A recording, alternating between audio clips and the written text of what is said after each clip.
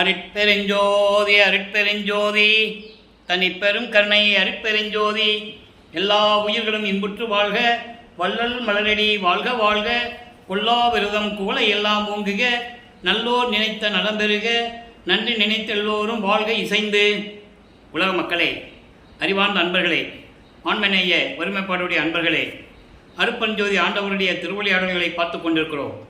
அருட்பெருஞ்சோதி ஆண்டவர் திருவிளையாடல் இந்த பிரபஞ்சம் தோன்றிய காலத்திலிருந்தே ஏராளமான திருவிளையாடல்கள் நடந்திருந்தாலும் கூட கலியுகத்தினுடைய கடைசி திருவிளையாடல் 51 ஆண்டுகள் நடந்து கொண்டிருக்கிறது.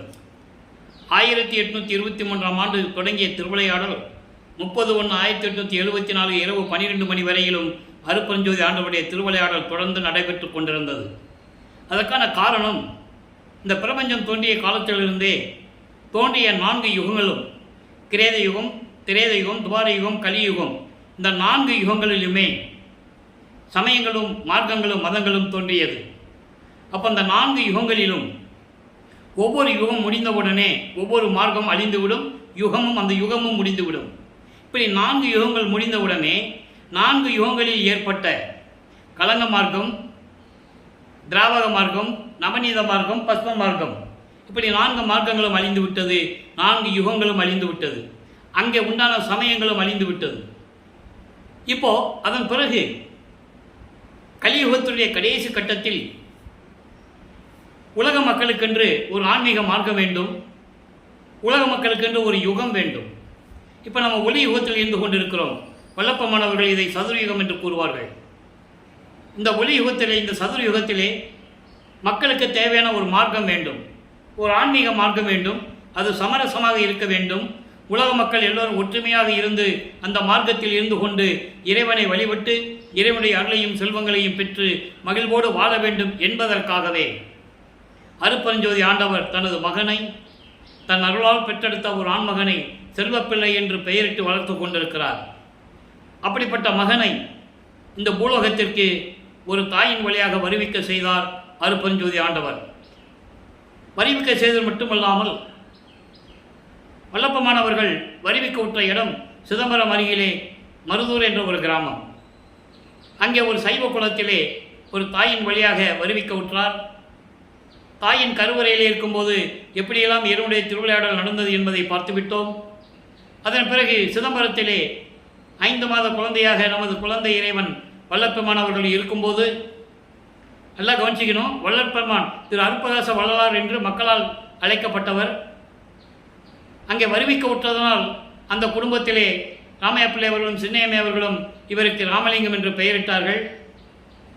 அருட்பெருஞ்சாண்டவர் தன் பிள்ளைக்கு, தன் மகனுக்கு செல்வப்பிள்ளை என்று பெயரிட்டார். அப்படியே நம்ம பிள்ளை பெருமானவர்கள் குழந்தை இறைவனாக இருக்கும்போது சிதம்பரத்துக்கு அழைத்து சொல்லுகிறார்கள் ஒரு திருவிழாக்காக. அந்த திருவிழாவிலே எல்லோரும் நடராஜனை பார்த்து வழிபட்டு கொண்டிருக்கிறார்கள். நடராஜன் சைவ சமயத்தின் தலைவன். சிவபெருமான், நடராஜன், இப்படி சிவபெருமானுக்கு பல பெயர்கள் உண்டு.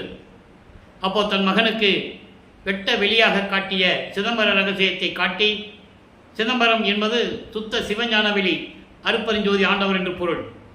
அவரை தன் மகனுக்கு வெளியாய் காட்டிய அந்த நிலையை பாடல்களில் கூறியதையெல்லாம் பார்த்து விட்டோம்.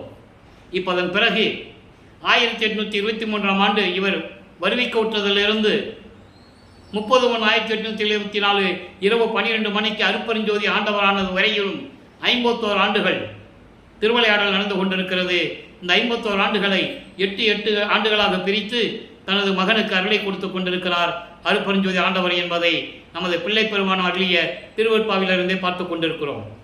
ஒவ்வொரு திருமுறையிலிருந்தும் ஒவ்வொரு 8 ஆண்டுகளுக்கும் எப்படியெல்லாம் அருளை பெற்றுக் கொண்டார் என்பதை தான் இறைவனுடைய திருவிளையாடலாக நாம் பார்த்து கொண்டிருக்கிறோம். அந்த வகையிலே வல்லப்பமானவர்கள் வருவிக்க உற்று முதல் 8 ஆண்டுகளில் அவர் இறைவனிடமிருந்து எந்த அருளையும் பெற முடியவில்லை. அதோடு மட்டுமல்லாமல் அவர் மனம் ஒரு நிலையில் இல்லை. குழந்தை தானே, குழந்தைகள் என்ன தெரியும், பள்ளிக்கூடத்தில் சேர்க்குறாங்க, படிக்க முடியாதுன்ட்டு வந்துட்டார். யாரையும் ஆசிரியராக ஏற்றுக்கொண்டதில்லை, யாரையும் குருவாக ஏற்றுக்கொண்டதில்லை, எந்த பாடசாலையிலும் போய் கல்வி கற்றுக்கொண்டதில்லை. இப்படியே நடந்து கொண்டிருக்கும்போது உலகையில் ஒரு குழந்தை சொன்னபடி கேட்கலன்னா எப்படியெல்லாம் திட்டுவாங்க, எப்படியெல்லாம் கண்டிப்பாங்கன்றது நமக்கு தெரியும். அதுபோல் இவரையும் சாதாரண குழந்தை என்று நினைத்து என்ன ரமலிங்கம் காலையில் எந்திரிச்சு வீட்டை விட்டு போயிடுற, எல்லாம் தூங்கின பிறகு இரவு வர நல்ல பிள்ளையாக இருந்துக்கிட வேண்டாமா, இப்படியெல்லாம் சுற்றிக்கிட்டு இருக்கிறையே, பள்ளிக்கூடத்துக்கும் போக மாட்டேன்ற, உங்கள் அண்ணன் இவங்கெல்லாம் எப்படி வருத்தப்படுறாங்க தெரியுமா என்று இவர்களெல்லாம் சொல்ல, அதாவது வருவிக்க விட்டனால் ஏற்பட்ட சொந்தங்கள் நல்லா புரிஞ்சுக்கணும். அந்த குடும்பத்தில் இவரை வருவிக்க விட்டதனால் அதனால் ஏற்பட்ட சொந்தங்கள். அவருக்கு எந்த சொந்தமோ எந்த இதுவும் கிடையாது, எந்த பிறப்பு கிடையாது, எந்த இறப்பு கிடையாது, ஒவ்வொரு யுகத்திலையும் இருந்தவர் என்பதை பாடலின் மூலமாக உண்மைகளை எல்லாம் பார்த்து விட்டோம். இப்போ 9வது ஆண்டில் தனி அறையிலே 9வது ஆண்டில் இருக்கும்போது இவர் இறைவனை நினைத்து தியானத்தில் இருந்து கொண்டிருக்கிறார். இறைவன் அவர் முன் தோன்றி, நீ என்னால் வருவிக்கூற்ற மகன், ஞானத்தை அளிக்கிறோம் பெற்றுக்கொள், மற்ற காரண காரியங்கள் எல்லாம் முன்பருவம் பின்பருவம் காட்டி உனக்கு அருள் செய்வேன் என்று கூறி மறைந்து விடுகிறார். அப்போ மறைந்த பிறகு இவருக்கு மறைப்பு நிலை ஏற்படுகிறது. சைவ குலத்தில் இருந்து வருவிக்க விட்டதனால் அவர் சைவ நெறிகளை பின்பற்றி கொண்டிருக்கிறார். சிவபெருமான் என்றும் தியாகராஜ பெருமான் என்றும் நமச்சிவாயா, சிவாய நம, ஓம் சிவாய நம, சிவசிவாய் என்று சொல்லி இறைவனை வழிபட்டு கொண்டிருக்கிறார். சைவ சமயத்தின் அடையாளமாகிய திருநூரை பூசிக்கொண்டிருக்கிறார். உத்தராட்ச மாலை கழுத்தில் போட்டுட்டு இருக்கிறாரு. இதெல்லாம் நடந்துகிட்டு இருக்கு. இருந்துதான் ஆகணும், காலத்தின் கட்டாயம். தன் மகனை அருப்பஞாண்டவர் சமயங்களிலும் மதங்களிலும் மார்பில் ஈடுபட செய்து அதிலே இருக்க செய்து அதன் பிறகு இதெல்லாம் தேவையில்லை, சுத்த சன்மார்க்கம் என்று ஒரு மார்க்கம் இருக்கிறது, இது எதையும் சாராத மார்க்கம் என்று உலக மக்களுக்கு சொல்ல வேண்டும். அருப்பஞ்சோதி ஆண்டவர் தான் இறைவன், ஆதியும் அந்தமில்லா தோன்றிய இறைவன், சுயமாக தோன்றிய இறைவன் என்று சொல்ல வேண்டும். இப்போ அவருக்கு தெரியாது, சுத்த சன்மார்க்கருக்கு தெரியாது, அருப்பஞ்சோதி ஆண்டவர் தான் இறைவனும் தெரியாது. சைவ சமயத்தில் இருந்ததனால் சிவபெருமானை எப்படி முறையீடு செய்கிறார், எப்படி வழிபடுகிறார் என்பதை பார்த்து கொண்டிருக்கிறோம். திருவருள் முறையீடு என்ற பதிகத்திலே 1ஆம் திருமுறையில் இருக்கின்ற 232 பாடலுடைய விளக்கங்களை பார்த்து விட்டோம். சிவபெருமானை நினைத்து நினைத்து பாடி பாடி எந்த விதமான அருளையும் பெற முடியவில்லை என்ற நிலையில் ஒருவேளை அம்மனை பற்றி பாடினால், வடிவுடை அம்மனை பற்றி பாடினால் நமக்கு ஏதாவது அருள் கிடைக்குமா என்று கூறி வடிவுடை அம்மனை பற்றி பாடுகிறார். அது வடிவுடை மாணிக்க மலையாக உருவாகிறது. வடிவுடை மாணிக்க மலை மொத்தம் 100 பாடல்களை உடையது. ஒவ்வொரு பாடலில் இருந்து விளக்கங்களை பார்த்து கொண்டிருக்கிறோம். இன்று 13வது பாடல். இப்போ வல்லப்பமானவர்கள் 2வது எட்டில் இருந்து கொண்டிருக்கிறார். நல்லா கவனிச்சிக்கணும். 12 ஆண்டுகளுக்குள் என்ன நடந்தது? சோலையிட்டார் வயல் ஊர் ஒற்றி வைத்து தன் தொண்டர் அன்பினில் வேலையிட்டால் செய்யும் பித்தனை, மெய்யிடை மேவு கரித்தோலையிட்டு ஆடும் தொழில் உடையோனை, துணிந்து முன்னால் மாலையிட்டாய், இஃது என்னே வடிவுடை மாணிக்கமே.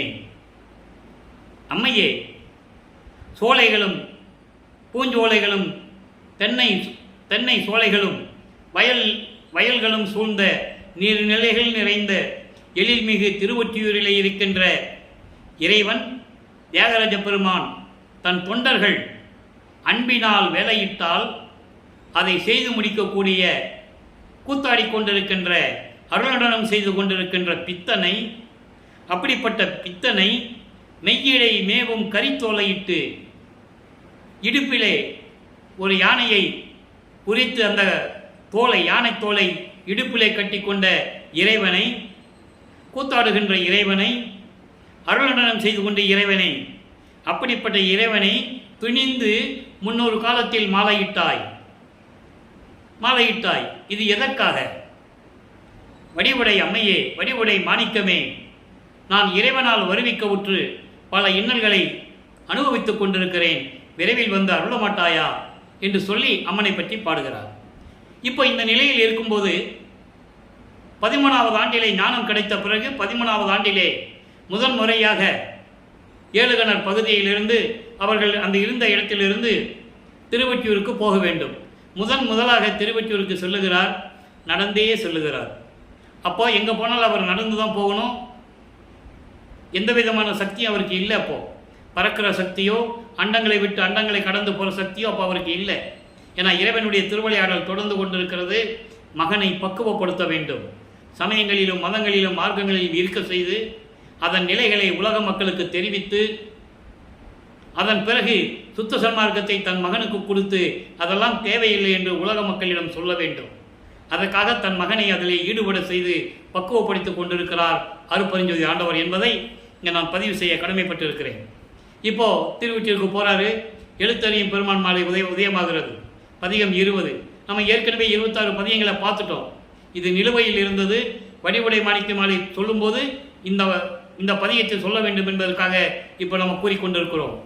அந்த 26 பதியங்களிலுமே இவர் திருவொற்றியூருக்கு போக வேண்டியது, தியாகராஜ பெருமானை பாட வேண்டியது, இறைவனிடமிருந்து எந்த அருளையும் பெற முடியவில்லை. இன்னும் நாட்கள் இருக்கிறது, ஆண்டுகள் இருக்கிறது. இப்போ 16 ஆண்டுகளுக்குள்ள தான் இருந்துகிட்டு இருக்காரு. வருவிக்க விட்டு 11 ஆண்டுகளுக்குள் இருந்து கொண்டிருக்கிறார். சரி, திருவொற்றியூருக்கு போயும் கிடைக்கல, வடிவுடை பார்த்து பாடியும் கிடைக்கல. அப்போ திருமலை வயலுக்கு போகலான்னு அங்கே நடந்து போகிறார். அங்கே போய் மாசிலாமணின்னு உருகி உருகி பாடுவார். என்னை வருவிக்க செய்துவிட்டு வெளியே யார்கிட்டையும் சொல்லக்கூடாதுன்ட்டு வேஷம் மட்டும் தான் போடணும்னு சொல்லிட்ட அழகான பாடல்கள்லாம் இருக்குது. அன்பர்களே, நான் ஏற்கனவே கூறியது போல இங்கே பேசக்கூடிய கருத்துக்கள், விளக்கங்கள் எல்லாமே திருவருட்பாவில் இருக்குது. திருவருட்பாவில் இருக்கின்ற விளக்கங்களை தான் இறைவன் தயவோடும் கருணையோடும் எனது தந்தை வல்லற்பமானவர்களுடைய விளக்கத்தை உங்களிடம் கூறிக்கொண்டிருக்கிறேன். அப்போ திருமலை வயலுக்கு போய் உன்னால் வருவிக்க விட்ட பிறகு நான் எவ்வளவு துன்பங்களை அடைந்து கொண்டிருக்கிறேன், என்னை இங்கே இது வரைக்கும் நடக்க வச்சிருக்க, நானும் வந்துட்டேன், வந்தவனை ஏன் வந்த, எதுக்கு வந்தேன்னு ஒரு வார்த்தை கேட்குறியா, ஊமை மாதிரி இருக்கிறையே, இதெல்லாம் சரியான்னு சொல்லி அந்த பதியத்திலே நமக்கு பாடலை அருளியிருந்தார்கள். அதையும் பார்த்து விட்டோம். அதன் பிறகு திருமலை வயலுக்கு போவார். திருமலை வயலிலிருந்து திருவள்ளித்தாயத்துக்கு போவார். அங்கே போய் இறைவனை உருகி உருகி பாடுவார். கந்த துணி கட்டிகிட்டு இருக்கேன், யாரை ஏமாத்த கட்டிட்டு நின்றுக்கிட்டு இருக்கேன், எனக்கு ஒரு கந்த துணியை கொடு, நானும் கட்டிக்கிட்டு நிற்கிறேன், அப்பனும் பிள்ளையும் கந்த துணி கட்டிகிட்டு இருக்கான்னு போகிறவங்க வரவங்கள பேசட்டும், பெத்த பிள்ளையை நடுத்தருவில் விட்டுட்டானே அப்படின்னு உன்னை பழி சொல்லுவார்கள், உன்னை பழி போட்டு பேசுவார்கள், அதற்கெல்லாம் நீ ஆளாகாதே, விரைவில் வந்து எனக்கு அருள வேண்டும் என்றெல்லாம் கூறுவார். அந்த பாடல்களை எல்லாம் பார்த்து விட்டோம். இப்போ எழுத்தறியும் பெருமான் மாலையில் இன்றைக்கு 13வது பாடல். நல்லா கவனிக்கணும். வடிவுடை மாணிக்க மாலையில் 13வது பாடலை எப்படி முறையீடு செஞ்சார் அம்மனிடம், எழுத்தறியும் பெருமான் மாலையில் எப்படி முறையீடு செய்கிறார், அப்படியே நீங்கள் வந்தீங்கன்னா சுத்த சன்மார்க்கத்தை பெற்ற பிறகு நடராஜபதி மாலையில் என்ன கூறுகிறார், சற்புரிமணி மாலையில் என்ன கூறுகிறார், தனித்திரளங்கள், மெய்யர்கள் வியப்பு, கடைசியாக அனுபவ மாலையிலே என்ன கூறுகிறார் என்பதை தினமும் பார்த்து கொண்டிருக்கிறோம். அந்த வேறுபாடுகளை சமயங்களும் மதங்களும் மார்க்கங்களும் சூழ்ந்திருந்த அந்த காலகட்டங்களில் அவர் சிவபெருமான் என்று வழிபட்டதை, அதன் பிறகு சுத்த சன்மார்க்கத்தை பெற்ற பிறகு அருட்பெருஞ்சோதி ஆண்டவர் தான் ஒரே கடவுள் என்ற நிலையையும் சுத்த சன்மார்க்கத்துடைய நெறிகளையும் எப்படியெல்லாம் கூறுகிறார் என்பதையும் பார்த்து கொண்டிருக்கிறோம். அந்த வேறுபாடு உங்களுக்கு புரியணும். அதனால தான் அவர் வருவிக்கூட்டத்திலிருந்து இறைவனுடைய திருவிளையாடலை சொல்லிக்கிட்டு இருக்கோம். இப்போ எழுத்தறியும் பெருமான் மாலை நல்லா கவனிங்க. நின் போல்வார் இச்சையினால் வெம்புகின்றேன். தியாகராஜ பெருமானை பற்றி அங்கே போய் சொல்கிறார். இங்கே இவர் ரோட்டில் நின்றுக்குவார், அதாவது தெருவு முனையில் நின்றுக்குவார், நேராக பார்த்த மூலஸ்தானம் தெரியும்.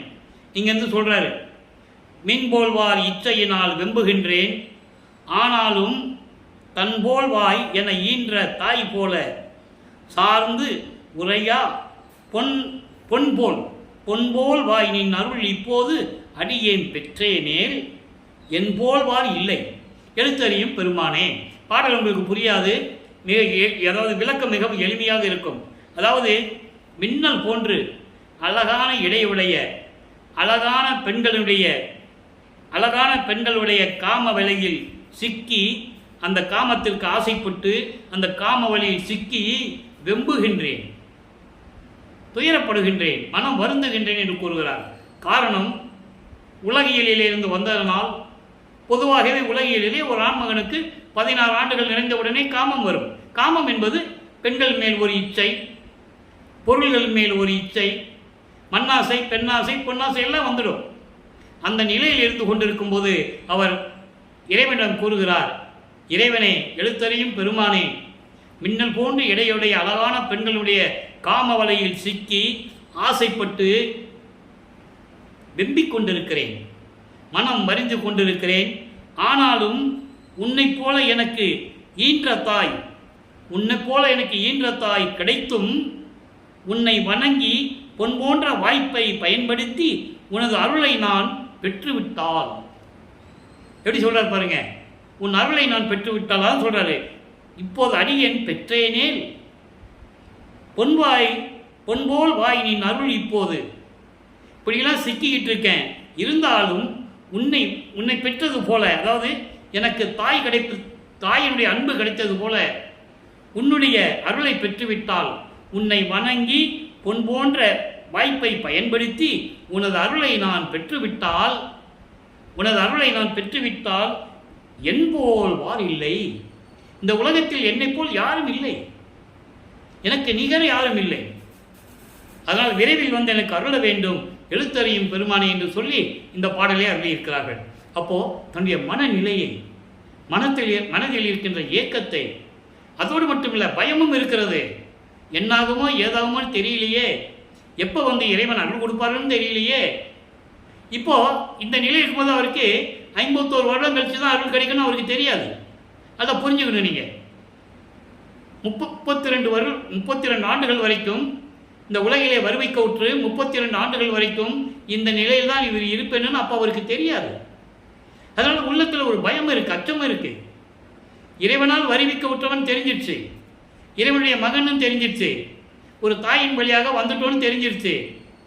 இந்த உலகையில் இப்படியெல்லாம் துன்பப்பட்டுக்கிட்டு இருக்கமே, இது என்ன ஆகுமோ ஏதாகுமோன்னு தெரியலையே, எப்போ தான் வந்து அருளை கொடுப்பாருன்னு தெரியல என்ற மனநிலையில் அவர் இருந்து கொண்டு இறைவனிடம் முறையீடு செய்கிறார். இப்போ வல்லப்பமானவர்கள் 2வது எட்டில் இருந்து கொண்டிருக்கும் போது இந்த நிலை தொடர்ந்து கொண்டிருக்கிறது. 3வது எட்டில் அடி எடுத்து வைக்கிறார். 17வது ஆண்டிலிருந்து வருவிக்க உற்று 17வது ஆண்டிலிருந்து 24 ஆண்டுகளுக்குள் என்ன நடந்தது? வல்லப்பமானுக்கு வயது இல்லை. வல்லப்பமானுக்கு 17 வயசுலேருந்து 24 வயசுக்குள்ள என்ன நடந்ததுன்னு சொல்லக்கூடாது. அவர் ஒவ்வொரு யுகத்திலையும் இருந்தவர், இறைவனுடைய மகன். உலகிற்கு ஏன் வருவிக்க விட்டார் என்பதை போக போக நம்ம பார்த்துட்டு இருக்கோம். ஆன்ற சன்மார்க்க மணிபெற என்னைத்தான் இன்று அமுதளித்த இனிய நற்றாயே எங்க சொல்லுவாரு? 6ஆம் திருமுறையில் அருப்பொருஞ்சோதி அகவல்ல சொல்லுவார். ஊழிதோறு ஊழி உளவினும் அழியா உடம்பை அளித்தனன் 6ஆம் திருமுறையில் சொல்லுவார். சுத்த சன்மார்க்கத்தை பெற்ற பிறகுதான் இவருக்கு மெஞ்ஞானம் கிடைக்கும். இப்போ ஞானத்தோடு தான் நிற்கிறார். நல்லா புரிஞ்சுக்கணும் நீங்கள். இப்போது 3ஆம் திருமுறையில் இருக்கும்போது 3ஆம் திருமுறை உருவாகிறது. மொத்தம் 19 பதிகங்கள், 235 பாடல்கள். 19 பதிகங்களுடைய விளக்கங்களை நாம் பார்த்து விட்டோம். அப்போ என்ன நடந்தது என்பதை ஒரு சுருக்கம். இந்த 19 பதிகங்களுடைய சுருக்கம் என்னவென்றால், இப்போ திருவொற்றியூருக்கு போவார். தெருவில் நின்று அப்படியே இறைவனை பார்த்துக்கிட்டே இருப்பார். அவர் அங்கேருந்து காட்சி கொடுப்பாரே தவிர மறைஞ்சிருவார். இவருக்கு ஏக்கம் மறுபடியும் வந்துடும். காட்சி கொடுத்தவொடனே சந்தோஷமாக இருப்பார். மறுபடியும் மறைஞ்ச உடனே இவருடைய மனதில் எவ்வளவு ஏக்கங்களை வைத்திருந்தார் என்பதை பாடல்களிலே நமக்கு அறிவிப்பார்கள். புண்ணிய தோற்றம் என்ற பதிகத்திலே. அதன் பிறகு எப்படி இருந்தாலும் இறைவன் வந்து காட்சி கொடுக்குறாரு, பேசுறது இல்லை. நம்ம கால் வலிக்கு எல்லா இடத்துக்கும் நடந்து போயிட்டு இருக்கோம். இப்போது திருமலை வாயிலுக்கும் திருவள்ளுவருக்கு அவர் போகிறதில்லை. திருவொற்றியோட நிறுத்திக்கிட்டார். அங்கே போய் என்ன பிரயோஜனம்? அங்கேயும் ஒரு பிரயோஜனம் இல்லை அப்படின்னு சொல்லி இங்கேயும் நின்றுக்கிட்டார். அப்போது தன்னுடைய மனநிலையை, மனதில் இருக்கின்ற ஏக்கத்தை, தன்னுடைய வருத்தத்தை, தன்னுடைய தவிப்பை நாரையிடும் கிளிகளிடம் தூது அனுப்பி இறைவனை அனுப்புவார். நாரையும் கிளியும் நாட்டூரும் தூது என்ற பதிகத்திலே இருக்கின்ற பாடல்களை அத்தனையும் பார்த்து விட்டோம். ஒரு பிரயோஜனம் இல்லை. போன நாரையும் திரும்பி வராது, கிளிகளும் திரும்பி வராது. அந்த மனநிலையில் இருந்து கொண்டிருக்கிறார். அதன் பிறகு உலகியலிலே ஒரு குடும்பத்தில் கஷ்டம் வந்தாலும் சரி, பிள்ளைகளுக்கு திருமணம் செய்யணும், இல்லை ஒரு வியாபார தொழில் செய்யணும்னா என்ன பண்ணுவாங்க? சமயங்களையும் மதங்களையும் மார்க்கங்களையும் சார்ந்திருந்தவர்கள் குறி கேட்பாங்க. அதே போல் குறியாராய்ச்சி என்ற பதிகத்திலே 10 பாடல்களை நமக்கு அருளியிருந்தார்கள், பார்த்து விட்டோம். ஒரு புறத்தி பின்னிடம் போய் எப்படியெல்லாம் குறி கேட்கிறார் என்பதையும், அதன் பிறகு ஒரு ஜோதிடர்கிட்ட போய் எப்படி ஜோதிடம் பார்த்தார் என்பதையும் ஜோதிடம் நாடல் என்ற பதிகத்தில் இருந்தெல்லாம் பார்த்து விட்டோம். இறுதியாக 19வது பதிகத்திலே இவரை பார்த்து சிவபெருமான் எப்படி தெருவழியாக ஓடினார் என்பதையும் பார்த்து விட்டோம். அந்த பதிகத்திலே 10 பாடல்களும் மிகவும் அருமையாக இருக்கும். உடம்பு அப்படியே சிலுக்கும். அந்த பாடல்களுடைய நிலைகள் எல்லாம் கூறும்போது, வல்லப்பமான கூறும்போது அவர் மனதில் எவ்வளவு ஏக்கத்தை வைத்துக் கொண்டிருந்தார் என்பது தெரியும். உலக மக்களுக்கு இந்த 202 ஆண்டுகளாக யாரும் திருவருட்பாவுடைய நிலையை உலக மக்களிடம் சொல்லாததனால் மக்களுக்கு தெரியாது. பொதுவாக மக்களிடம் கருத்து என்னவென்றால், வள்ளலார் யாருன்னு கேட்டால் வாடிய பயிரை கண்ட போதெல்லாம் வாடினேன் சொன்னவர் அவர் தானே, சோறு போட சொன்னார் அவர் தானே. இந்த நிலையிலே அவரை ஒரே வட்டத்துக்குள் நிறுத்தி விட்டார்கள். இதுதான் உண்மை, யாரும் மறுக்க முடியாது. அவரை பார்த்து சிவபெருமான் திருவழியாக ஓடினதெல்லாம் மக்கள்கிட்ட சொல்லியிருந்தால் இவர் இவருடைய மகன் என்று மக்களுக்கு தெரிஞ்சிருக்கும் இல்லையா? ஏன் ஓடினார் என்றதை விளக்கத்தையும் நான் கூறிவிட்டேன். இப்போ என்ன பண்ணுவார், மூலஸ்தானை பார்த்துக்கிட்டே இருப்பார். தேராஜ பெருமன் அப்படியே நடந்து வருவார் மகனை பார்த்து. இவருக்கு ஒரே சந்தோஷம், அப்பா இப்பயாவது விமோசனம் கிடைச்சதே, எப்படி இன்னைக்கு நமக்கு அருளை கொடுத்துருவான்னு பக்கத்தில் வந்து கன்னத்தை கிள்ளி கொஞ்சிட்டு நான் வரட்டுமா மகனே அப்படி சொல்லி திரும்பி பார்க்காமல் ஓடுவார். ஏன் ஓடினாரு? இவர்கிட்ட மாட்டக்கூடாது. இப்போ இவங்ககிட்ட மாட்டினா இவன் கேட்குற கேள்விக்கு நம்ம பதில் சொல்ல முடியாதுன்னு சொல்லி திரும்பி பார்க்காமல் ஓடுகிறார். இவரும் தெருவில் ஓடுறாரு. இவருக்கு தெரியும் சிவபெருமான் ஓடுறாரு, நம்ம பின்னால் ஓடுறான்னு இவருக்கு தெரியும். ஆனால் இங்கேருந்து பார்க்குறவங்க என்ன சொல்லுவாங்க? அதனால் வந்து என்ன சொல்லுவாங்க, என்ன இந்த பைத்தியக்கார மாதிரி இந்த பையன் தினமும் இங்கே வரான், தெருவழியாக ஓடுறான், யார் ஓடுனா யார் ஓட்டத்தை பிடிக்க போகிறான் தெரியல. ஏன்பா ராமலிங்கம் ஏன் இப்படியெல்லாம் நின்றுக்கிட்டு இருக்க? ஏதோ வேலைக்கு போகக்கூடாதா? வெட்டியை சுற்றிக்கிட்டு இருக்க? அவன் சிவபெருமானை பிடிக்க முடியுமா உன்னால்? சிவபெருமானுடைய அருளை பெற முடியுமா உன்னால்? எத்தனை முனிவர்கள்லாம் தியாகம் தவம் பண்ணியிருக்காங்க, அவங்களே பார்க்க முடியல, நீ பார்த்துருவையா? இப்படியெல்லாம் கேட்பாங்க. இதை பாடலில் இருக்கு, இது கற்பனை இல்லை, பாடலில் இருக்கு. அப்போ அவருக்கு பதில் சொல்லுவாங்க, கேட்குறவங்களுக்கு அவர் பதில் சொல்லுவார். எப்படி கேட்பாங்க? ஆமாம், கழுத்தில் பாம்பு சுற்றிட்டு இருக்கான், தலையில் கங்கையை வச்சுக்கிட்டு இருக்கான், மண்டை ஓடுகளெல்லாம் வச்சுக்கிட்டு இருக்கான், நீ போய் கட்டி அணைக்கணும்னா பூரா பாம்பு கொத்தும், மண்டை ஓடெல்லாம் உன் மார்பில் இடிக்குமே. அப்படி சொல்லும்போது இவர் பதில் சொல்லுவார், அவன் எப்படிப்பட்டவனாக இருந்தாலும் சரி, நான் அவன் மீது காதல் கொண்டுள்ளேன். இந்த பாடல்களை எல்லாம் தன்னை ஒரு தலைவியாகவும் இறைவனை தலைவனாகவும் உருவகப்படுத்தி உள்ளத்தை தோழியாக வர்ணனம் செய்து உள்ளத்திடம் சொல்லுவது போல உலக மக்களுக்கு விளக்கி கொண்டிருப்பார். அந்த நிலைகளை எல்லாம் நாம் பார்த்து விட்டோம். இப்போ 3ஆம் எட்டு முடிவடைகிறது. இப்போ தான் சிவபெருமான் இவரை பார்த்து தெருவழியாக ஓடுறார். இவங்ககிட்ட சிக்கக்கூடாதுன்னு ஓடிட்டார். அப்போ இவருக்கு மனசு எப்படி இருக்கும்? இவருக்கு ஒரு வைராக்கியம் வந்துடுச்சு. என்னடா இது, 24 வருஷம் வரைக்கும் வருவிக்க விட்டுறது, 24 வருஷம் வரைக்கும் ஒரு பதில் இல்லை, ஒன்றுமே இல்லை. நம்மளை பார்த்த திருவழியாவில் ஓடிக்கிட்டு இருக்கிறாரு, இனிமேல் எங்கேயும் போகக்கூடாது. வைராக்கியம் வரதானே செய்யும். இறைவன் மகன்னு தெரிஞ்சு போச்சு, எந்த விதமான நாட்டில் கொடுக்கலன்னா ஒரு வைராக்கியம் வரும்ல. அந்த நிலையில் இவர் 4வது எட்டில் அடி எடுத்து வைக்கிறார் நமது பிள்ளை பெருமான் அவர்கள்.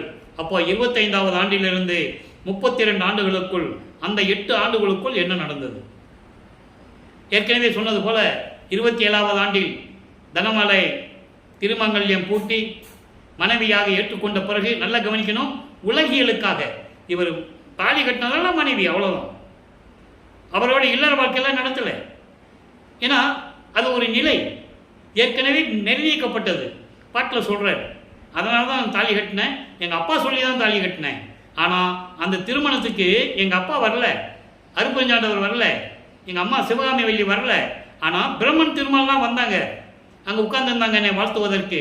அப்போ என் மனசு எப்படியெல்லாம் அதாவது துன்பப்பட்டது, நான் எப்படியெல்லாம் வருத்தப்பட்டது தெரியுமென்றதை பாடலிலே கூறியதை அருட்பிரகாச மாலையிலே நாம் பார்த்து விட்டோம். 100 பாடல்களிலும் ஒவ்வொரு பாடலிலும் எப்படி இறைவன் அருளை கொடுத்தான் என்பதையும் பார்த்து விட்டோம். இப்போது என்ன பண்ணுறாரு, தாலி கட்டியாச்சு, அந்த கடமையும் முடிச்சாச்சு. ஏற்கனவே நிர்ணயிக்கப்பட்ட அந்த கடமையும் முடிச்சாச்சு. இப்போது சமயங்களையும் மதங்களையும் மார்க்கங்களையும் விட்டு விட்டார். திருநீர் பூசுவதை நிறுத்தி விட்டார். உத்தராட்ச மாலையை தூக்கி கழட்டி போட்டாரு. ஏனால் இனிமே பெறப்போகிறது சுத்த சன்மார்க்கன்னு அவருக்கு தெரியும். இறைவன்கிட்ட இருக்கு, அதை வாங்கணும். அப்போ சுத்த சன்மார்க்கத்துக்கு போகும்போது இந்த தடைகள் இருக்கக்கூடாது. அதனால தான் விண்ணப்பத்தில் நமக்கு கொடுத்தாரு, எல்லாம் உடைய அருட்பெருஞ்சோதி அற்புத கடவுளே, இது தொடங்கி எக்காலத்தும் சுத்த சன்மார்க்கத்தின் முக்கிய தடைகளாகிய, அண்டர்லைன், முக்கியமான வரியது. சுத்த சன்மார்க்கத்தின் எப்பவுமே தடைகளாக இருப்பது என்னது? சமயங்கள், மதங்கள், மார்க்கங்கள் என்பவற்றின் ஆசார சங்கற்ப விகற்பங்களும். ஆசார சங்கற்ப விகற்பங்கள்லாம் என்னது? ஒவ்வொரு சமயத்துக்கும் ஒவ்வொரு மதத்துக்கும் ஒவ்வொரு மார்க்கத்துக்கும் வேறுபாடு இருக்கு. சைவ சமயத்தை சேர்ந்தவங்க என்ன பண்ணுவாங்க, திருநீர் பூசிக்குவாங்க. வைஷ்ணவ சமயத்தை சேர்ந்தவங்க நாமம் போட்டுக்குவாங்க. அதில் பல வகை இருக்குது. ஒத்த நாமம், கொண்டி நாமம், பாத நாமம், வடகலை தென்கலை இவ்வளவு வேறுபாடுகள் இருக்கு. இப்படி ஒவ்வொரு சமயத்துக்கும் ஒரு அடையாளம் இருக்கு. இதெல்லாம் இருக்கக்கூடாது.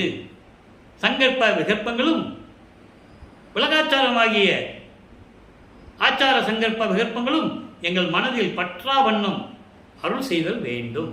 ஏன்னா இறைவன் தான் அதை செய்யணும், தனிப்பட்ட ஒரு ஆள் செய்ய முடியாது. நல்லா புரிஞ்சுக்கணும் நீங்க. அதனால இறைவனிடம் விண்ணப்பம் வைக்கிறேன்.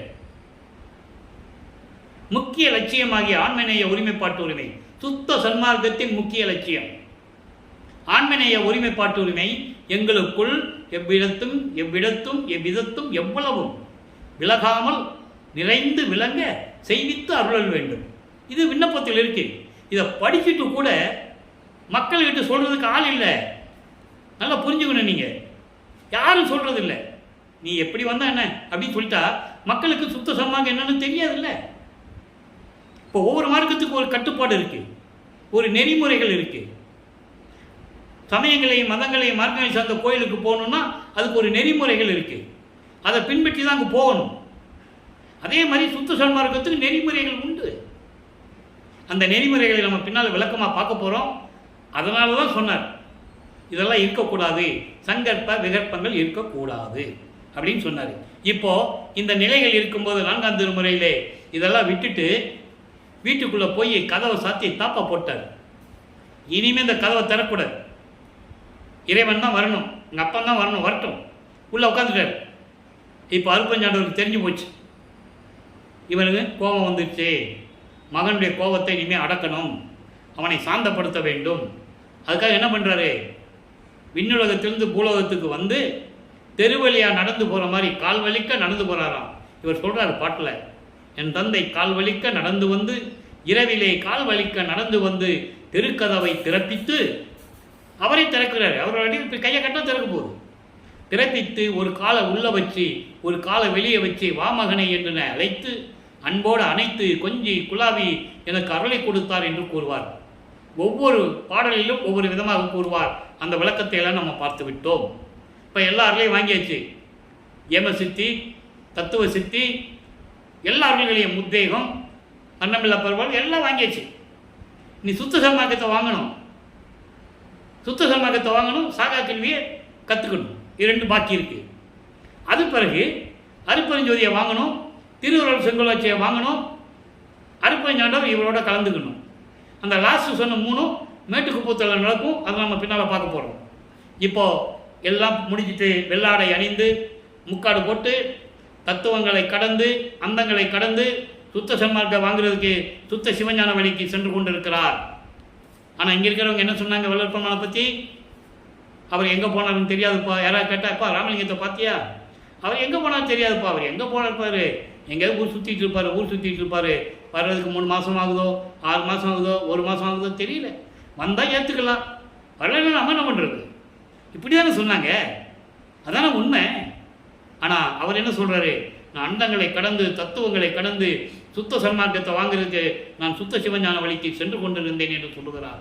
அதுக்கான காரணம், அதுக்கான எடுத்துக்காட்டுகளையும் உண்மையான பாடல்களையும் திருவருட்பாவில் இருந்ததை நாம் பார்த்து விட்டோம். இப்போ 33வது ஆண்டிலிருந்து 40 ஆண்டுகளுக்குள் என்ன செய்து கொண்டிருந்தார், அந்த 8 ஆண்டுகளில் என்ன நடந்தது என்பதையும் பார்த்து விட்டோம். நேரம் 33வது ஆண்டிலே சுத்த சன்மார்க்கத்தை வாங்குவதற்காக அந்தங்களை கடந்து தத்துவங்களை கடந்து மேலே சென்று கொண்டிருக்கிறார். அங்கே மகனை வரவேற்று சிங்காசனத்திலே அமர வைத்து மகனை மணிமுடி சூட்டி வாழ்த்துகிறார். சாகா கல்வியை கற்றுக்கொள்வதற்காக அவர் சாகா கல்வியை தன் மகனுக்கு கற்றுக் கொடுக்கிறார். இதையெல்லாம் தேவர்கள்லாம் பார்த்து கொண்டிருக்கிறார்கள். எப்படியெல்லாம் வெதும்பினார்கள் என்பதை, எப்படி கோபப்பட்டிருந்தார்கள். தன் மகனுக்கு மட்டும் எல்லாம் கொடுத்து கொண்டிருக்கிறாரே, இந்த கடவுளுக்கும் ஓரவஞ்சனை இருக்கிறது என்றெல்லாம் எப்படியெல்லாம் கூறினார்கள் என்பதை பாடல்களில் நாம் பார்த்து விட்டோம். அடியனாக்கி பிள்ளையாக்கி நேயனாக்கியே அடிகளாக்கி கொண்டாய் என்னை அவலம் நீக்கியே படிலோரும் வானுலோரும் இதை நோக்கியே பதியும் ஓரவாரான் என்பான் பரிவிதைக்கியே. பூலோகத்திலும் விண்ணுலகத்திலும் இருக்கின்றவர்களெல்லாம் இறைவன் தன் மகனுக்கே அள்ளி கொடுத்து கொண்டிருக்கிறார் என்ற நிலையை ஒவ்வொரு பாடலிலும் கூறியதை நாம் பார்த்து விட்டோம். இப்போ அதாவது 5வது எட்டை முடித்துவிட்டு, அதாவது 40 ஆண்டுகள் நிறைவடைகிறது. வல்லப்பெருமான் அவர்கள் வருவிக்க உற்று அதன் பிறகு பூலோகத்துக்கு திரும்பி வருகிறார். வரும்போது நேரையாக கருங்குழி என்ற கிராமத்திலே உறைவிடமாக கொண்டிருக்கிறார். அதற்கிடையிலே செவியில் வந்த செய்திகள் எல்லாம் உண்டு, அது உண்மைதான். ஆனால் பாடல்களில் அது இல்லை.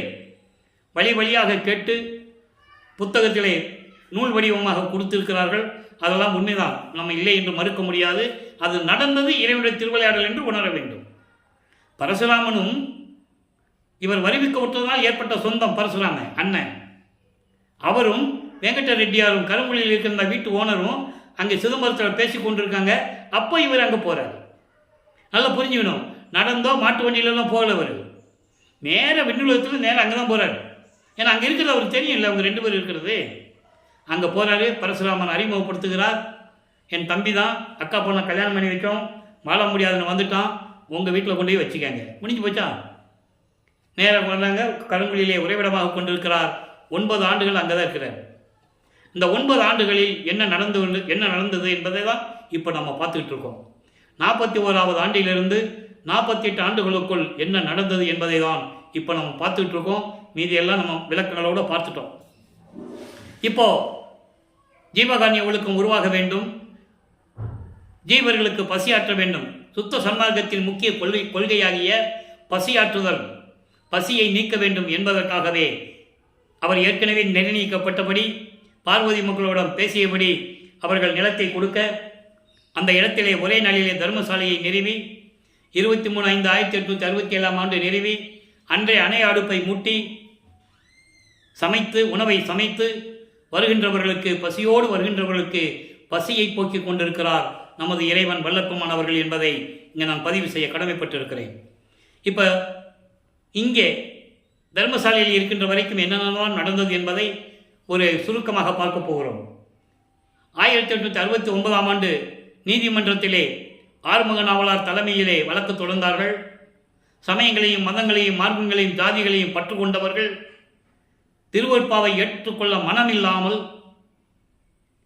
இப்படியெல்லாம் எழுதினால் நமது சமயங்களுக்கும் மதங்களுக்கும் மார்க்கங்களுக்கும் ஆபத்து வந்து விடுமே என்ற ஒரு நோக்கத்திற்காக புலவர் பட்டம் பெறாமல் இப்படியெல்லாம் இலக்கண பிழையாகவும் இலக்கிய பிழையாகவும் பாடல்களை இயற்றி கொண்டிருக்கிறார் ராமலிங்கம் என்பவர் வடலூரிலே இருந்து கொண்டு என்ற நிலையை நீதிமன்றத்திலே வழக்கு பதிவு செய்கிறார்கள். கடலூர் மாவட்டத்திலே மஞ்சக்குப்பம் என்ற இடத்தில் இருக்கின்ற நீதிமன்றத்திலே வழக்கை பதிவு செய்து விட்டார்கள். விசாரணை நடக்கிறது. நீதிபதி விசாரிக்கிறார். எந்த சின்னே வழக்கு தள்ளுபடியாச்சுன்னு சொல்லுவாங்க இல்லையா? எந்த சின்னா எந்த வழக்கு தள்ளுபடியாகாது. விசாரணை நடத்தணும். விசாரணை நடந்திருக்கு. அது செவியிலிருந்து செய்திகளாக காலங்காலமாக நூல்களிலே வெளியிட்டிருக்கிறார்கள். அதை நீங்கள் படித்துக் கொள்ளலாம். விசாரணை முடிந்த பிறகு இவர் ஏற்கனவே இறைவனுக்கு காட்சி கொடுத்துட்டாரு. அவர் உணர்ந்துட்டார் நீதிபதி. இறைவன் அருளால் நான் எழுதினேன் என்று கூறுகிறார். நீதிபதி கேட்கிறார், ராமலிங்க பிள்ளை அவர்களே, நீங்கள் எந்த கல்லூரியிலையும் படிக்காமல், எந்த பாடசாலையிலும் படிக்காமல், புலவர் பட்டம் பெறாமல் இலக்கண இலக்கிய தவறோடு பாடல்களை எழுதியிருக்கிறீர்கள் என்றுதான் இந்த வழக்கு. நீங்கள் என்ன சொல்கிறீர்கள் என்று கேட்கும்போது, இறைவன் அருளால் நான் எழுதினேன், என் இறைவன் கட்டளைப்படிதான் இது நடந்தது, என் சுதந்திரம் ஒன்றுமில்லை என்று கூறுவார். ஆகவே இதை புரிந்து கொண்டு நீதிபதி அவர்கள் திருவருட்பாவை மறுப்பாய் என்று அறிவிக்க முடியாது, திருவருட்பாதான் உலக மக்களுக்கு ஏற்றது என்ற தீர்ப்பை அளிக்க வெற்றிகரமாக நமது பிள்ளைப்பெருமான் அவர்கள் இங்கே தர்மசாலைக்கு வருகிறார். அதன் பிறகு நிறைய விஷயங்கள் நடந்தது. சங்கராச்சாரியர் வந்தது, அவரோடு உரையாடியது. சங்கராச்சாரியர் சமஸ்கிருதம் தான் தாய்மொழி என்று சொல்ல, நம்ம பிள்ளைப்பெருமான் இருக்கட்டுமே, தமிழ் வேணால் தந்தை மொழியாக இருக்கட்டுமே என்றெல்லாம் கூறுவதெல்லாம் செவிவெளி வந்த செய்திகளிலே உண்டு. எல்லா புத்தகத்திலையும் எழுதியிருக்காங்க, தெரிஞ்சவங்க படிச்சுக்கலாம். அப்போது இப்படியெல்லாம் நடந்த பிறகு உத்தரஞான சிதம்பரம் ஆலை உருவாகிறது. எங்கே தர்மசாலையில் இருக்கும்போது அங்கே எப்படியெல்லாம் இந்த இடம் சிறப்பு பெற்றது, தர்மசாலையை சார்ந்த இடம் எப்படி சிறப்பு பெற்றது என்பதையெல்லாம் அந்த பாடல்களில் நாம் கருளியதை பார்த்து விட்டோம். அந்த பாடல்களிலே இங்குதான் சத்தியஞான சபை உருவாகப் போகிறது என்பதையெல்லாம் சூட்சமமாக விளக்கங்களுடன் நமக்கு அருளி இருக்கிறார்கள். அப்போ அருப்பஞானர் தன் மகனிடம் எப்படியெல்லாம் கூறினார் என்பதையும், ஒத்தாரும் இழிந்தாரும் நேர்கண்டு உவக்க, ஒத்தாருக்கு அருள் புரிவாயாக, இழிந்தாருக்கு பரிகாரம் உண்டு என்று கூறுவார். இழிந்தவர் என்பது சமயங்களையும் மதங்களையும் மார்க்கங்களையும் சார்ந்தவர்கள். ஒத்தவர்கள் என்பது சுத்த சன்மார்க்கத்தை சேர்ந்தவர்களுக்கு தான் இறைவனுடைய அருள் நேரடியாக கிடைக்கும் என்பே அந்த பாடல்களில் நமக்கு தெளிவாக அருளி இருக்கிறார்கள். அந்த விளக்கங்களை எல்லாம் நாம் பார்த்து விட்டோம். நண்பர்களே, எல்லா விளக்கங்களுக்கும் பாடல்கள் உண்டு. திருவுட்பாவிலே யாரும் மறுக்க முடியாது, அவ்வளவு விளக்கங்கள் இருக்கின்றன. அப்போ இந்த நிலையில் இருக்கும்போது ஒன்றாம் திருமுறையிலே சமயங்களிலும் மதங்களிலும் மார்க்கங்கள் ஈடுபட்டு கொண்டிருந்த போது நமது பிள்ளை பெருமானவர்கள் வடிவுடையம்மனை எப்படி பாடினார், வடிவுடை மாணிக்க மாலை எப்படி உருவாகியது, எழுத்தறியும் பெருமான் மாலை எப்படி உருவாய்ச்சு, அதில் எப்படி சிவபெருமானை பற்றி பாடினார் என்பதையெல்லாம் பார்த்து விட்டோம். இப்போ சுத்த சன்மார்க்கத்தை பெற்ற பிறகு நடராஜபதி மாலை உருவாகிறது. நடராஜபதி மாலையிலே எப்படியெல்லாம் பாடல்களிலே இறைவனை பற்றியும் இறைவனுடைய நிலைகளை பற்றியும் இறைவனிடமிருந்து இவர் எப்படி அருளை பெற்றார் என்பதையும் இவருடைய அருள் நிலைமையையும் எப்படி கூறுகிறார் என்பதை ஒவ்வொரு பாடலிலிருந்தும் நாம் விளக்கமாக பார்த்து கொண்டிருக்கிறோம். நல்லா கவனிங்க. நடராஜபதி மாலை பாடல் 13 முதல்ல இறைவனை பற்றி சொல்லுவார். எப்படிப்பட்ட இறைவன், இறைவன் எங்கே இருக்கிறான், அந்த இறைவனிடமிருந்து நான் எப்படி அருளை பெற்றுக்கொண்டேன் என்று விளக்கங்களை இந்த பாடலிலே கூறியிருப்பார்கள். ஒவ்வொரு பாடலிலும் ஒவ்வொரு விதமாக உண்டு. இதுக்கு முன்னால் பார்த்த பாடல்களிலே 5 பஞ்சபூதங்களை பற்றி பார்த்தோம். இப்போ அண்டங்களை பற்றி சொல்லுகிறார். அண்ட ஒருமை பகுதி இருமையாம், அண்டை ஒருமை பகுதி இருமையாம், பகுதி மேல் ஆங்காரிய பகுதியே, ஆதி பல பகுதிகள் அனந்த கோடிகளில் நடு அடியனோடு முடியும் அவையாம், அவையாம் கண்ட பல வண்ண முதலான அகநிலையும் கனித்த புறநிலையுமே, மேன்மேல் கண்ட அதிகரிக்கின்ற கூட்டமும் விளங்க கலந்து நிறைகின்ற ஒளியே. இது 4 வரியும் ஒரே பொருள்பட தான் இருக்கும். அதாவது அண்டத்தின் சமன்பாடு என்பது, அதாவது அண்டங்களுடைய சமரசம் என்பது என்னவென்றால் அங்கே இருமை, இருமை என்பது இகமும் பரமும் கொண்டது. இருமை இம்மை மறுமை என்று கூட கூறுவார். பூலோகமும் அதாவது விண்ணுலோகமும் இதில் இருக்கின்ற அண்ட பகுதிகள், அண்ட பகுதிகளின் மேல் ஆங்காரிய பகுதியே, அந்த பிரிவுகளின் மேல் விளங்கி கொண்டிருக்கின்ற அந்த பகுதி முதல் பல பகுதிகள். பகுதி என்பது ஒரு கூறு, அடுக்கடுக்காக இருக்கிறது. ஒரு கூறுன்னு சொல்லுவாங்க. கூறுனா ஒரு பகுதி, அடுக்கடுக்காக இருக்கிறது.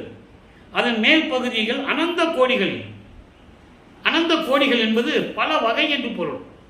அனந்தம் என்பது பல வகையானது. பல வகையான அண்டங்களினுடைய பகுதிகளில் நடுவு அடியனோடு முடியும். அவையால் 3 நிலைகளை சொல்வார் எப்பவுமே. அடிநிலை, நடுநிலை, முடிநிலை, 3 நிலைகளை கூறுவார். அந்த 3 நிலைகளிலும் கண்ட பல வண்ண முதலான பல வகையான பல தன்மையான அகநிலையும் புறநிலையும் கனித்த புறநிலையுமே. அகம் புறம் புறப்புறம் சொல்றாரு. அதான் விஷயம், வேற ஒன்றும் இல்லை. அண்ட பகுதியிலே ஒளிகளிடையே நிறைந்திருக்கின்ற இறைவன் சொல்றாரு. அதை இவ்வளவு விளக்கமா சொல்றாரு. அண்டங்களிலே அகம் என்பது அக்கினி, அகப்புறம் என்பது சூரியன், புறம் என்பது சந்திரன், புறப்புறம் நட்சத்திரங்கள். அதான் அந்த ஒளி நிலையை சொல்லுகிறார். இந்த அப்படி கண்டு அதிகரிக்கின்ற கூட்டம், நட்சத்திரங்கள் சொல்றாரு, அதிகரிக்கின்ற கூட்டம் விளங்க கலந்து நிறை நின்ற ஒளியே, நிறைகின்ற ஒளியே, பரிபூரணமாக ஒளி வீசிக்கொண்டு அண்டங்களிலும் இந்த ஒளி கூட்டங்களிலும், அதான் அகம் அகப்புறம் புறப்புறம் சொல்றார். அகநிலையும் புறநிலையும் புறப்புறநிலையும் அவன் மேல்நிலையும் கண்ட பல வண்ண வைகைகள் சொல்றார். பல வண்ணங்களில் என்று சொல்லுவார். பல தன்மைகளிலே அந்த கூட்டமும் விளங்க கலந்து பரிபூரணமாக இருக்கின்ற ஒளியே, அதான் நிறைகின்ற ஒளியே என்று சொல்லுகிறார். ஒளியே என்றால் அருப்பெருஞ்சோதி ஆண்டவரே. கொண்ட பல கோலமே குணமே, குணம் கொண்ட குறியே, குறிக்க ஒன்னா குரு துரியமே. அதாவது கொண்ட பல கோலமே, அதாவது கண்ட பல கோலமே என்பது பல அருள்களை, அருள் வல்லமை கொண்ட என் குணமே. இறைவனுக்கு என் குணம் உண்டு, அதான் குணமேன்னு சொல்றார். 8 குணங்கள்: தன்மையத்தனாதல், தூய உடம்பினாதல், இயற்கை உணர்வினாதல், முற்றிலும் உணருதல், இயற்கையாகவே பாசங்களை நீக்குதல், முடிவில் ஆற்றல் உடைமை, பேரன்பில் உடைமை, வரம்பில் இன்ப உடைமை. இப்படி 8 குணங்கள் உண்டு. அதான் சொல்றாரு, 8 குணங்களை உடைய இறைவனே அந்த 8 குணங்களை கொண்டுதான் சத்திய ஞான சபையை அமைத்தது என்பதை நீங்கள் புரிந்து கொள்ள வேண்டும். எண்கோண வடிவம். அடுத்து குணம் கொண்ட குறியே. குணம் கொண்ட குறியனா இந்த குணங்களை எல்லாம் கொண்ட ஒரே இறைவன் ஒருவனே. குணம் கொண்ட குறியனா இந்த குணங்களை எல்லாம் உடைய ஒரே இறைவன் ஒருவனே அருட்பெருஞ்சோதியே குறிக்க ஒண்ணா குரு துரியமே. யாராலும் நினைக்க முடியாத, உள்ளத்தில் நினைத்து பார்க்க முடியாத குரு துரியத்தில் இருக்கின்ற இறைவனே, சுத்த சிவ துரியமே. எல்லாம் இறைவனை பற்றி சொல்லுகிறார். சுத்த சிவ துரியமே, எல்லாம் கொண்ட தனி ஞான வெளியே. எல்லாம் கொண்ட தனி ஞான வெளியே. இந்த தனி ஞான வெளியே என்பது சுத்த சிவஞான வெளி. 16வது வெளி, ஞானத்தில் ஞானம். இந்த சரியை கிரிய யோகம் 12 நிலைகள் போயிடுச்சது. அது மதங்களையும் மார்க்கங்களையும் சமயங்களையும் சார்ந்தது. அதோட முடிஞ்சு போச்சது. ஞான சரியிலிருந்து தொடங்குது. அங்கதான் மரணமில்லா பெருவள் அங்கிருந்து தொடங்குது சுத்த சன்மார்க்கம். அதான் ஞான சரியன் ஒரு பதியத்தை நம்ம மேட்டுக்குப்பத்தில் சொல்லும்போது அந்த விளக்கத்தை சொல்லுவோம். அது அங்கே சொல்ல வேண்டியது.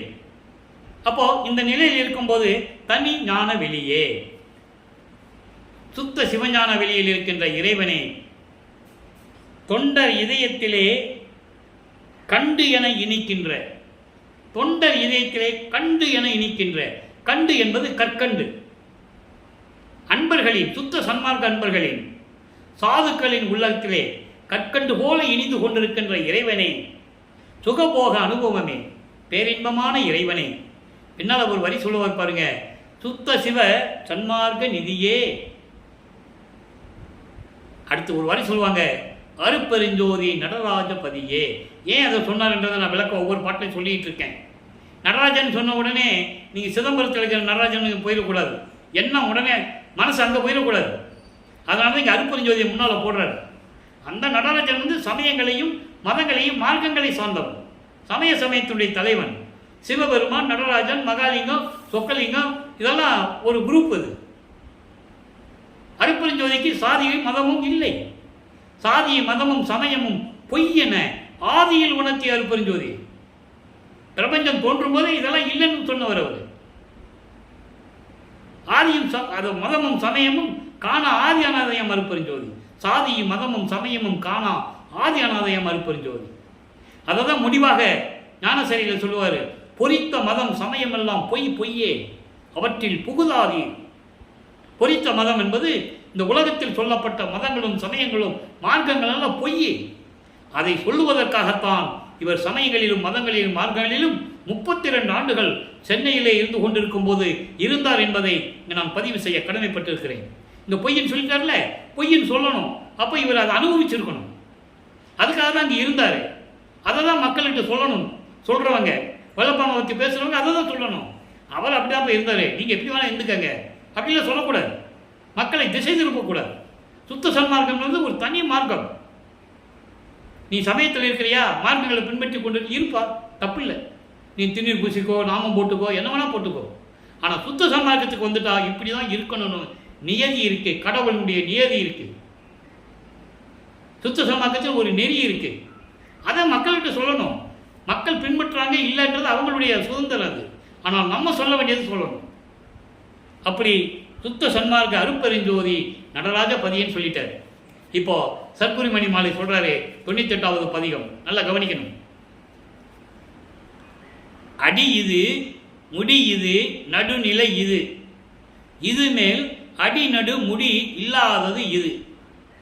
மகனே படிமிசை அடிநடு முடி அறிந்தனையே, பதி அடி முடி இல்லா பரிசையும் அறிவாய். இந்த 4 வரைக்கும் முதல்ல விளக்கம்.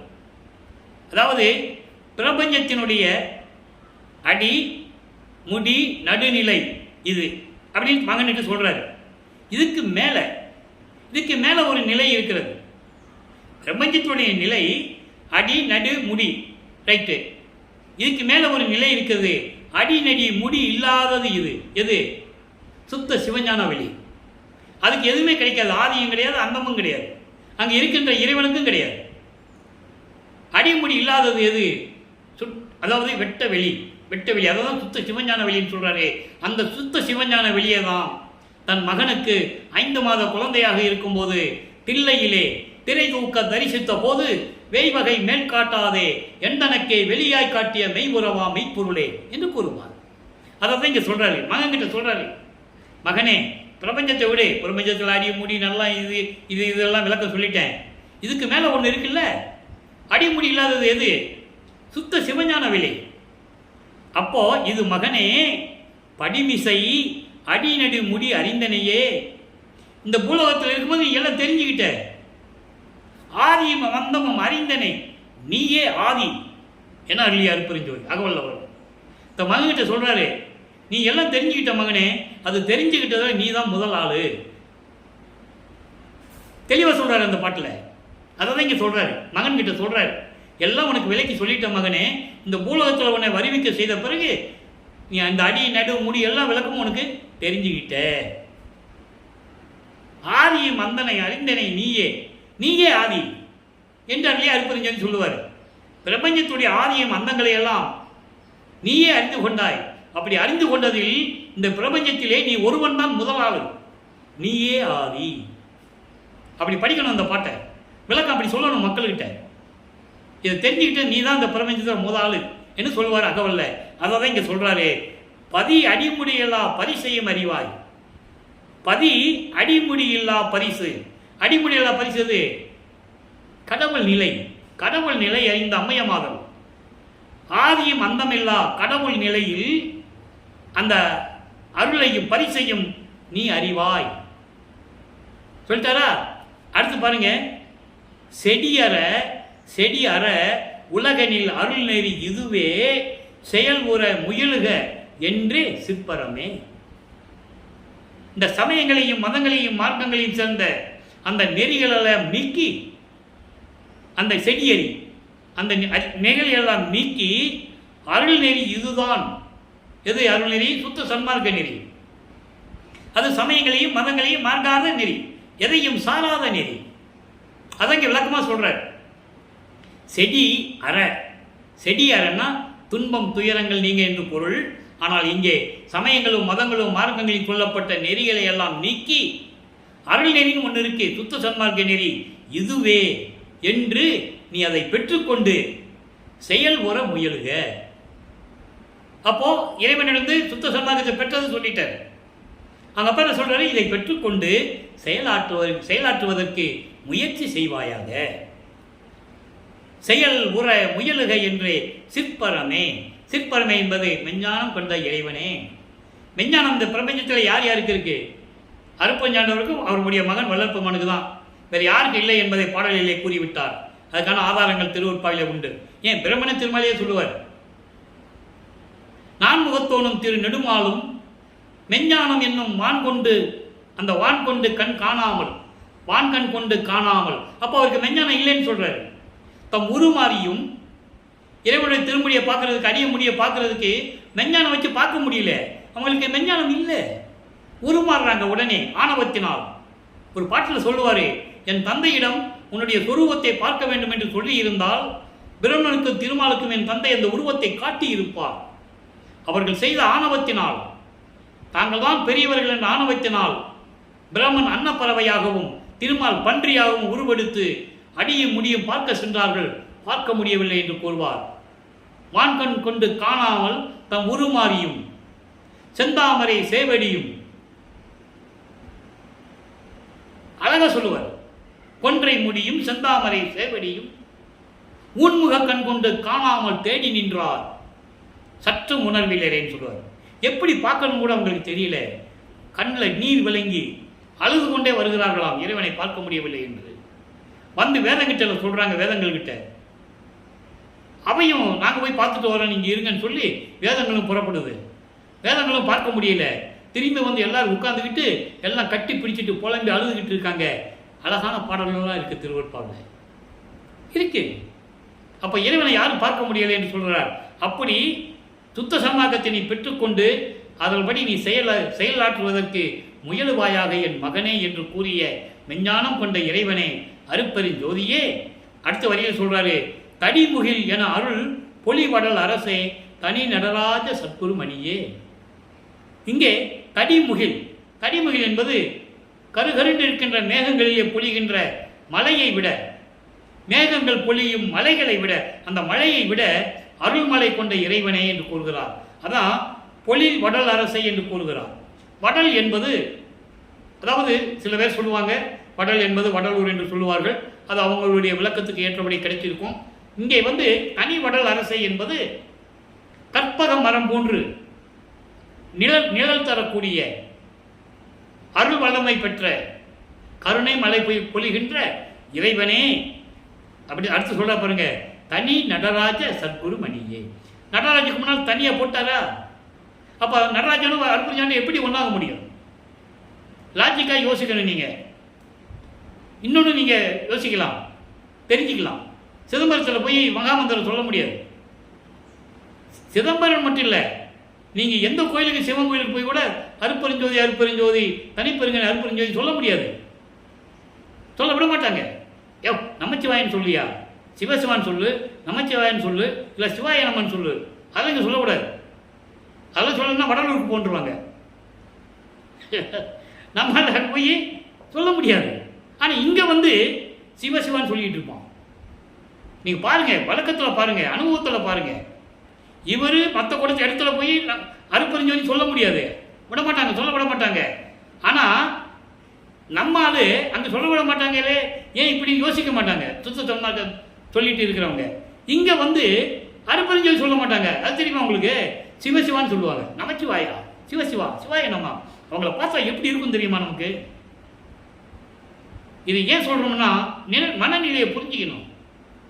ஒவ்வொன்றுக்கும் ஒரு மார்க்கம் இருக்குல்ல, அந்த நெறிகளை பின்பற்றணும். நீ சிவபெருமான் கோயில் போனியா சொல்லிக்கோ, நமச்சிவாயா சிவாயன்னு சொல்லிக்கோ, உடம்பெல்லாம் திருநீர் பூசிக்கோ, உத்தராட்சி மலை போட்டுக்கோ, என்ன வேணால் பண்ணிக்கலாம், தவறு இல்லை. அது அவங்களுடைய சுதந்திரம். ஆனால் வடலூருக்கு அருப்பெருஞ்சோதி என்று சொல்லிவிட்டால் அதில் ஒரு துளி அளவு கூட இருக்கக்கூடாது. அந்த சங்கற்ப விகற்பங்களே இருக்கக்கூடாது. வல்லப்பம்மன் தெளிவாக கூறியிருக்கிறார்கள் என்பதை பார்த்துவிட்டோம். அதனால தான் இங்கே நடராஜன் சத்குருமணியை என்று கூறுகிறார். தனி நடராஜன் அப்படின்னா என்ன அர்த்தம்? அந்த நடராஜன் கிடையாது மக்களே, நீங்கள் அதே நினச்சிக்கிட்டு இருக்காதீங்க. உங்களை ஏமாற்ற பார்ப்பாங்க. இந்த சமயங்களையும் மதங்களையும் மார்க்கங்களையும் இருக்கிறவங்களாம் உங்களை ஏமாற்றுவாங்க. அதுவும் இதுவும் ஒன்று தான் சொல்லுவாங்க. நீ அங்கெல்லாம் போய் சிரமப்படாத, நேராக வடலூருக்கு வா, ஒரு செலவு கிடையாது, காசு செலவு கிடையாது. சிதம்பரத்துக்கு போனால் 1000 ரூபா செலவாகும். நீங்கள் வடலூருக்கோ நம்ம கருங்குழிக்கோ சித்தி வளாகத்துக்கு மேட்டுக்குப்பத்துக்கெல்லாம் வந்தால் பைசா செலவு கிடையாது. தேங்காய் பழம் இருக்கா, அர்ச்சனை இருக்கா, ஒன்றும் கிடையாது. தீபத்தை பார்க்குறோம், ஜோதியை பார்க்குறோம், இறைவனை வேண்டுறோம், நான் உன் மகன்பா, நீ எனக்கு செய்யின்னு சொல்லிட்டு வந்துக்கிட்டே இருங்க. அவருக்கு தெரியும் என்ன செய்யணும்னு. இதுதான் வழிபாடு, சுத்த சன்மார்க்க வழிபாடு. ஓகே, இப்போ அந்த சத்குருமணி மாலையை பார்த்துட்டோமா? இப்போ தனித்திரளங்கள் நேரம் நெருங்கி கொண்டிருக்கிறது. தனித்திரளங்கள் 84வது பாட்டு நல்லா கவனிக்கணும். கலக்கம் அற்று சுத்த சன்மார்க்க நிலை என்ன? இறைவனிட்டு எப்படி அருளை பெற்றார் அந்த நிலையை கூறுகிறார். கலக்கமற்று நான் நின்றனை பாடியே கலிக்கின்ற நாள் என்னால். இந்த ஒவ்வொரு வரியாக சொல்கிறேன் விளக்கம், அவ்வளோ விளக்கம் இருக்கு. அதாவது உன்னை சிவபெருமான் சொல்லி எனக்கு தெரியாமல், அறிவில்லாமல், அற்ப அறிவில் இருந்து கொண்டு சமயங்களையும் மதங்களையும் மார்க்கங்களையும் பின்பற்றி கொண்டு அப்படிலாம் இருக்கும்போது எந்த நிலைன்னு எனக்கு தெரியல. ஆனால் அதையெல்லாம் நீக்கின பிறகு கலக்கமற்று அதெல்லாம் நீக்கிய பிறகு இப்போ ஒன்னையே பாடிக்கிட்டு இருக்கேன். அப்போது நான் மகிழ்வோடு இருக்கின்ற நாள் எந்த நாள்? அது சொல்லு, நீ எந்த நாள்னு சொல்லு. சொல்லிட்டு அடுத்த வரியில் சொல்கிறாரு, இலக்கமுற்று அறிந்திட அருள் புரிகுவாய். இலக்கமுற்றுன்னு என்ன? அந்த நாளை, எந்த நாள் நீ என்கிட்ட வரேன்னு எனக்கு தெரியல, எப்போ நீ என்கிட்ட 2.5 கலந்துக்க போகிறேன்னு தெரியல, சமயங்களையும் மதங்களையும் மார்களையும் விட்டு வர சொல்லிட்டு வந்துட்டேன். அப்போ நீ எப்போ வருவ? அந்த நாள் எந்த நாள்? அந்த நாளை எனக்கு விளக்கமாக சொல்லணும். இலக்கமுற்று, இலக்கம்னா ஒரு அளவு, 5 வருஷமா, 10 வருஷமா, இல்லை 3 வருஷமா, 2 வருஷமா, ஏதோ ஒன்று சொல்லு. இலக்கமுற்று அந்த இலக்கை சொல்லு. அப்படி சொல்லி அந்த விளக்கத்தோடு தெரிந்து கொள்ள நீ அருள் புரிவாயாக. எனக்கு சொல்லணும். எந்தை விரைவின் கான், அதாவது இந்த அருளோடு துலக்கமுற்று, விளக்கத்திலே, இந்த விளக்கத்திலே சிற்றம்பலத்தாடும் மெய் சோதியே, சிற்றம்பலத்திலே அருள்நடனம் செய்து கொண்டு திருவிளையாடல் செய்து கொண்டிருக்கின்ற மெஞ்ஞானமான இறைவனே, அருட்பெருஞ்சோதியே, அருட்பெருஞ்சோதியே, சுக வாழ்வே, என் பேரின்பமானவனே. அடுத்து சொல்வார் பாரு, அலக்கண் அகற்றிட திருவருள் புரியும் என் அப்பனே அடியேற்கே. சாதுக்களுக்கு, சுத்த சன்மார்க்கத்தை சேர்ந்த அன்பர்களுக்கு துன்பங்களை எல்லாம் நீக்கக்கூடிய திருவருள் புரிந்து கொண்டிருக்கின்ற என் அப்பனே, எனக்கு என்னோடு வந்து கலந்து கொள்ள நாள் எந்த நாள் என்று எனக்கு தெரிவிக்க வேண்டும்.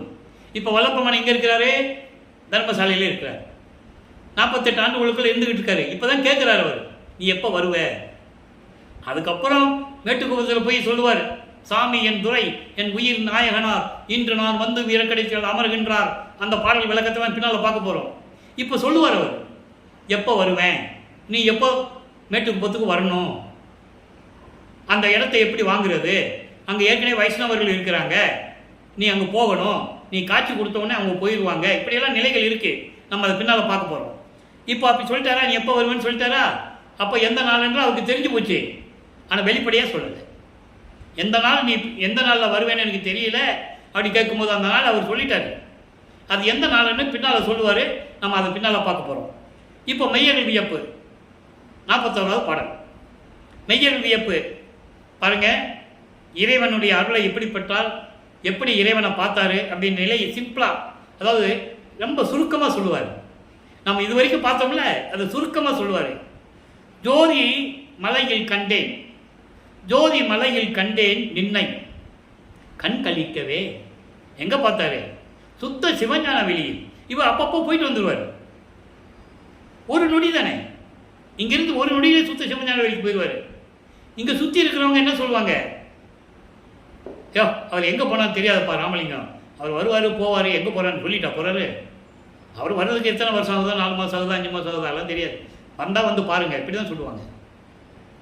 அதை சொல்கிறார் அவரு, ஜோதி மலையில் கண்டேன் நின்னை கண் கழிக்கவே. சுத்த சிவஞான வெளியிலே, அங்கே திருச்சிற்றம்பலத்தில் இருக்கின்ற சத்தியஞான சபையிலே உன்னை நான் கண்டேன், நின்னை கண்டேன் கண் கழிக்கவே, கண் குளராக, கண் குளிர, மனம் குளிர உன்னை நான் கண்டேன். துயத்தேன் அமுதம் அகத்தும் புறத்தும் பரிமளிக்கவே. துயத்தேன், இது சுத்த சன்மார்க்கம், என் அகத்திலும் புறத்திலும் மனம் வீசவே. சுத்த சன்மார்க்கம் என் அகத்திலும், சுத்த சன்மார்க்கம் என்ற அமுதம் என் அகத்திலும் புறத்திலும் பரிமளிக்கவே. அருள் மனம் வீசவே, அருள் மனம் வீசவே.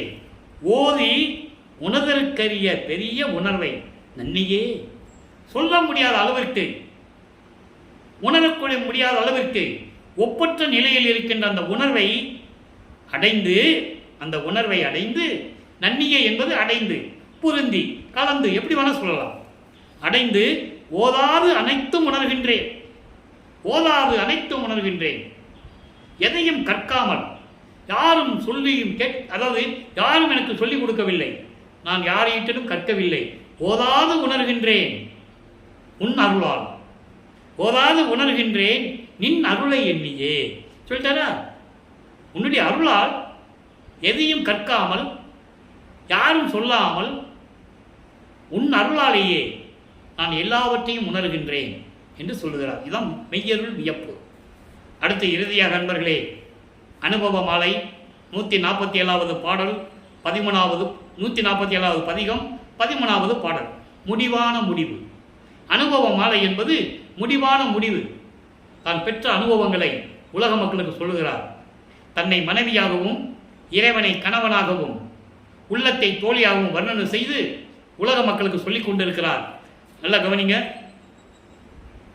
காரிகை நீ என்னுடனே காண வருவாயோ, கனக சபை நடு நின்ற கணவர் வடிவழகை காண.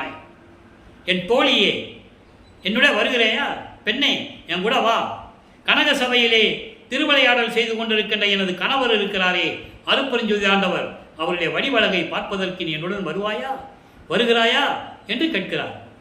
அப்போ கேட்டுட்டு, ஏர் இகவா திருவடுவை எண்ண முடியாதால், ஏர் இகவை, அதாவது ஏர் இகவா, அழகு குறையாத அந்த பேரழகை நினைத்து கூட பார்க்க முடியாது. இயம்ப முடியுமோ? சொல்லவும் முடியுமா? சொல்ல முடியாது, நினைத்து பார்க்க முடியாது. நாம் எழுதவும் முடியுமோ? எந்த ஏட்டிலும் எழுத முடியாது. அப்படிப்பட்ட பேரழகை பார்ப்பதற்கு தோழியே என்னுடன் வருகிறாயா, மனமே என்னுடன் வருகிறாயா என்று கேட்கிறார். ஆக இறைவனுடைய திருவழகை பார்த்ததை உலக மக்களுக்கு தெரிவிக்கிறார். அதை நீங்க புரிஞ்சுக்கணும். அடுத்து பாருங்க, பேர் இகவா மறைகளுடன் ஆகமங்கள் எல்லாம் பின்னது முன் முன்னது பின் பின் முன்னா மயங்கி. அவ்வளவு அருமையா சொல்றார் பாருங்க. உலகத்தில் சொல்லப்பட்ட இந்த மறைகள் இருக்கின்றன வேதங்கள், இந்த 4 வேதங்களும் 28 ஆகமங்கள் எல்லாம் முன்னுக்கு பின் முரணாக பேசிக்கொண்டு பின் முன்னா மயங்கி.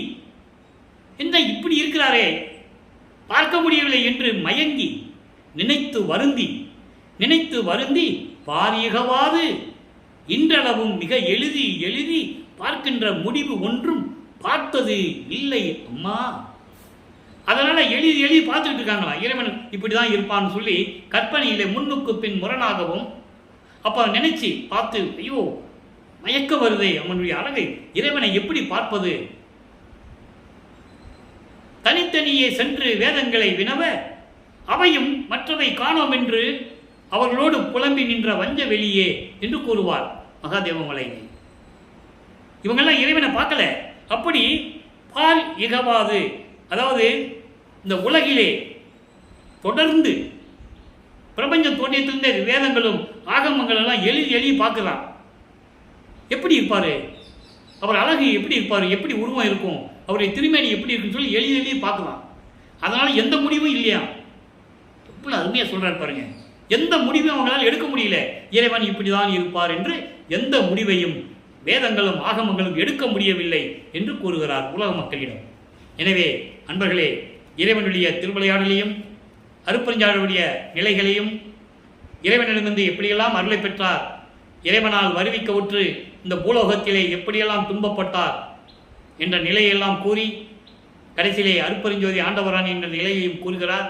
எனவே அப்படிப்பட்ட இறைவனை வணங்கி சுத்த சன்மார்க்கத்தில் இணைந்து கொலையும் புலையும் தவிர்த்து ஜோதி வழிபாட்டை மேற்கொண்டு அருட்பெருஞ்சோதி தனிப்பெருங்கனை அருட்பெருஞ்சோதி என்ற மகாமந்திரத்தை உச்சரித்து இறைவனுடைய அருளையும் செல்வங்களை எல்லாம் பெற்று நீங்கள் இந்த வையகத்திலே நெடுவழி வாழ வேண்டும், நோயற்ற வாழ்வில் வாழ வேண்டும் என்று இறைவனோட தயவாலயம் கருணையாலையும் வாழ்த்தி இந்த வள்ளலார் ஒளியன் விடைபெறுகிறேன். மீண்டும் நாளை சந்திப்போம். நன்றி, வணக்கம். அருட்பெருஞ்சோதி தனிப்பெருங்கருணை அருட்பெருஞ்சோதி. நாளையும் இறைவனுடைய திருவிளையாடல் தொடரும். கண்டு மகிழ்ந்து இறைவனுடைய அருளை பெற்றுக் கொள்ளுங்கள்.